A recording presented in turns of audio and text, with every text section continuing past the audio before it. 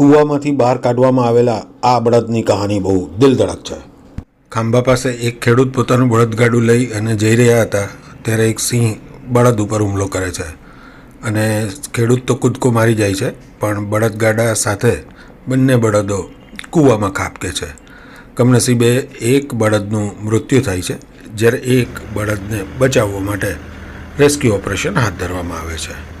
બળદો છૂટા હોય ત્યારે તો એ મોટાભાગે સિંહોનો મુકાબલો કરતા હોય છે, પરંતુ આ કિસ્સામાં બંને બળદો ગાડા સાથે બાંધેલા હતા અને અચાનક જ સિંહે હુમલો કરતાં બંને ભડક્યા।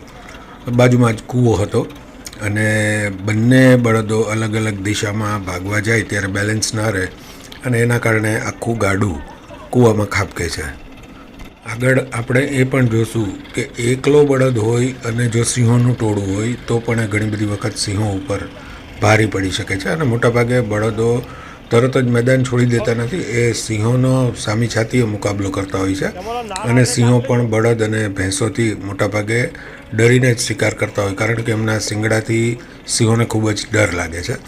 તમે આ રેસ્ક્યુ ઓપરેશન જુઓ, જે અમરેલીને ડિઝાસ્ટર સેલ દ્વારા અમરેલીના ફાયર કંટ્રોલ રૂમને જાણ કરવામાં આવી અને પછી મોટી ક્રેઇનની મદદથી ઊંડા કૂવામાં ઉતરી અને બંને બળદો તથા ગાડાને રેસ્ક્યુ કરી અને બહાર કાઢવામાં આવ્યા હતા, પરંતુ એક બળદનું આ દરમિયાન મૃત્યુ થયું છે, જ્યારે એક બળદને સહી સલામત રીતે બચાવી લેવામાં આવ્યા છે।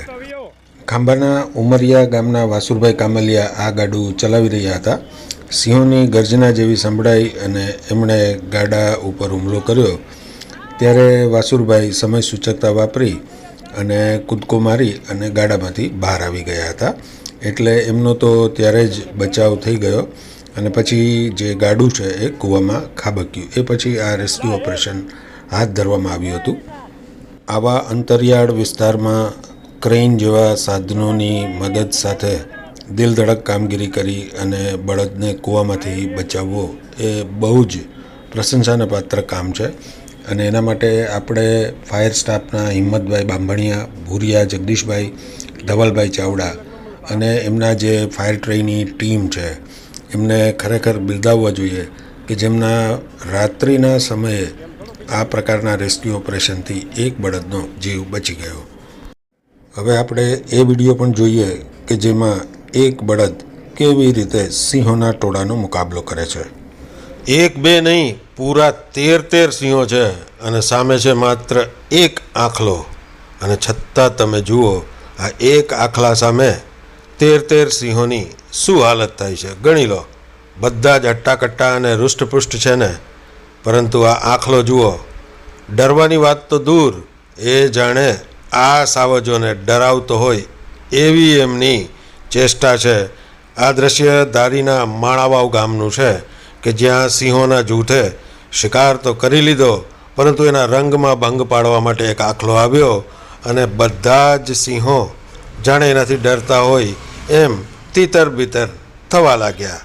સિંહો આમ તો ગાય ભેંસ આખલાનો બહુ આસાનીથી શિકાર કરે છે, પરંતુ શિંગડાવાળા પ્રાણીઓથી સિંહો સાવધ રહે છે, કારણ કે આ શિંગડાના કારણે એમને ઈજા થવાની શક્યતા રહે છે અને એકવાર ઈજા થાય પછી એ ઘાવ વકરતો જાય છે, એમના ઉપર મેગેટ્સ લાગે છે અને જંગલની અંદર આવા પ્રાણીઓ જેમને ઈજા થઈ હોય છે એ રીબાઈને મૃત્યુ પામતા હોય છે, એટલે સિંહ નિપુણ હોવા છતાં એ ખૂબ જ સાવધ રહે છે। અને ગામમાં જ્યારે સિંહો પ્રવેશે ત્યારે જંગલનો રાજા છે, પરંતુ ગામમાં એમની પરિસ્થિતિ અલગ હોય છે। અહીંયા આખલાની નજીક પણ ફરકતા એમણે વિચારવું પડે છે। આ દ્રશ્ય તમે જુઓ કે 3 સિંહો છે અને એક આખલો કેવો આસાનીથી એની સામે ઊભો છે। આ દ્રશ્ય પણ તમે જુઓ કે અહીંયા તો અડધો ડઝન જેટલા પાઠળા સિંહો છે અને એક જ આખલો છે, પરંતુ એ આખલો કોઈ અડીખમ બેટ્સમેન, તોફાની બોલર સામે ઊભો રહે એમ આરામથી ઊભો છે।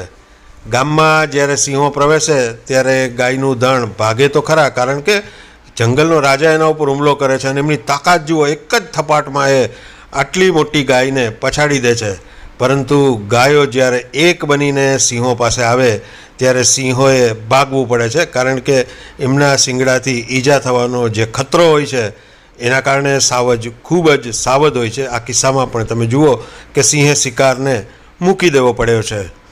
આ દ્રશ્ય તમે જુઓ કે જ્યારે ગામમાં સિંહો પ્રવેશવાના હોય ત્યારે શ્વાનો, ગાયો આ બધા જ પ્રાણીઓ કેવા ભાગે છે.